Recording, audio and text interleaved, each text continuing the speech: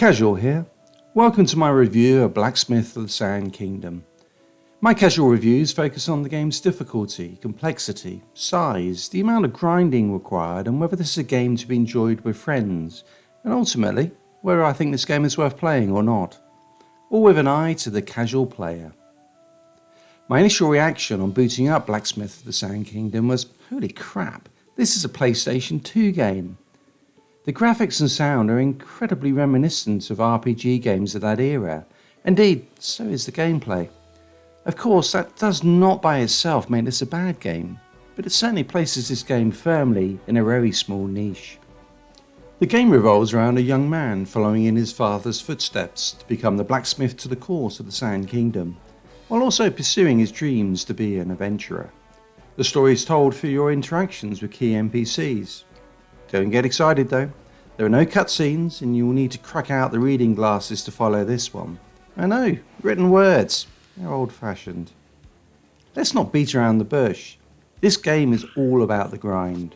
The storyline drives are a tight gameplay loop. Explore dungeons to collect materials. Use those materials to craft weapons, armour and commodities. And then sell them or use them to complete requests from the Adventurers Guild. And repeat. And repeat. And repeat, and okay, I think you get the picture. After completing certain requirements, your blacksmith shop ranks up and a new zone is unlocked. Now, I've always liked dungeon crawlers, but what makes them fun is the element of risk involved. How far can you go before you risk the death of a key team member, or the whole of your team because you run out of mana resources?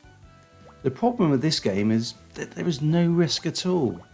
The balance is not quite right, and you end up over leveling every zone you're in, making all bar the boss fights trivial.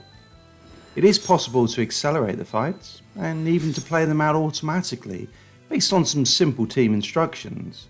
But it is a problem when this is the default mode for every zone you are in. There is no real need to strategize, to think about which skills to use, and when to use your resources or to save them for a tougher fight, to heal, or to go for the kill, or even to escape the dungeon you are in. With this game, you just stick it in auto mode, and enjoy a cup of coffee or crack open a beer. The game does include a reasonable range of classes, which you unlock as you go through the game, albeit they all fall into the standard RPG fare of melee, casters and support classes. Each class has its own set of skills which you can level up for gold. While you can go deep in one class, you can also multi-class to open up a range of skills. This was particularly useful for casters, allowing you to balance out single target and area of effect spells. Each character has the usual range of RPG attributes which level up as you do. For anyone experienced with RPGs, they will feel very familiar. Even if you are not, the attributes are clear enough that you will work it out very quickly. You also unlock different formations for your team as you go through the game. It's easy to ignore these, but I would recommend that you do check them out, as they all have different bonuses. It was well into the game before I spotted that the Dragnet formation boosts your resource collection, which may well have saved me some time and many a trip into the same dungeon.